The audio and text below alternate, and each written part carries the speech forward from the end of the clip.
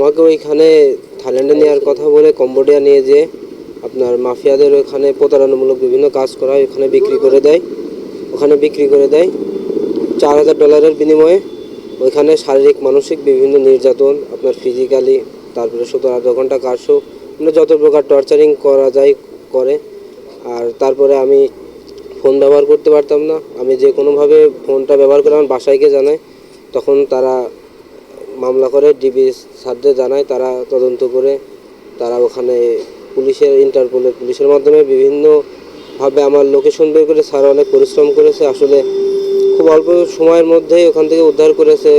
ওখানে বিভিন্ন দেশের অনেক লোকই ছিল, যে কোরিয়ার লোকও ছিল, যে আধুনিক বিশ্বে। তারপরেও আমাদের দেশের পুলিশ খুবই চৌকতার সাথে অল্প কয়েকদিনের মধ্যে, বিষয়টা আসলে সিনেমার মতো। থাইল্যান্ড যে এম্বাসি আছে, ওখানে এম্বাসির অফিসাররা 1 মাস পর পরে কম্বোডিয়ায় যায়, যে কোনো পাসপোর্টের তদন্তের খাতিরে আর কি যায়।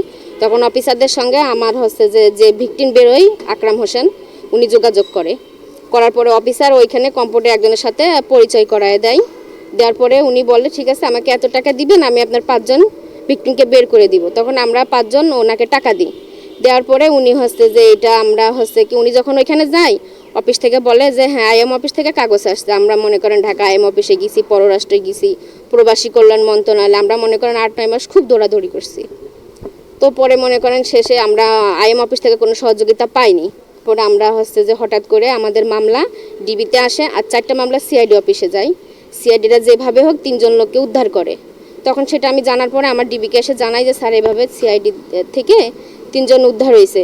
তখন আমার স্যার সিআইডি অফিসে যায়, ওনারা কিভাবে কি করছে না করছে সেটা জেনে ওনারা ওনাদের প্রসেস আগায় 25 দিনের ভিতরে আপনার কম্বোডিয়া থেকে আমার ভাইকে এনে দিছে। ঝিনাইদহ সদর উপজেলার কাঞ্চনপুরের জুয়েল রানা, উনি বিদেশি যাওয়ার মানসিকতায় বৈধভাবে না গিয়ে উনি ব্যক্তি পর্যায়ে যোগাযোগ করেছেন এবং উনি প্রলোভনের শিকার হয়ে মানব পাচারকারীদের মাধ্যমে থাইল্যান্ডে যাওয়ার কথা ছিল। পরবর্তীতে উনি এই চক্রের মধ্যে পড়ে গিয়ে উনি কম্বোডিয়া পৌঁছে গিয়েছেন এবং সেখানে নিদারুণ অত্যাচার এবং অমানসিক একটা পরিবেশের মধ্যে উনি ছিলেন। তো এই বিষয়টা যখন আমাদের নোটিশে এসেছে, ওনার বোন বাদী হয়ে বিজ্ঞ আদালতে মামলা করেছে।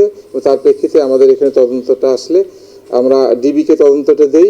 আমাদের অতিরিক্ত পুলিশ সুপার, প্রশাসন ও অপরাধের নেতৃত্বে এই ডিবির চৌকস দল দীর্ঘদিন কাজ করার পরে আমরা জানতে পারি যে ওনাকে আসলে কম্বোডিয়ায় নিয়ে যাওয়া হয়েছে।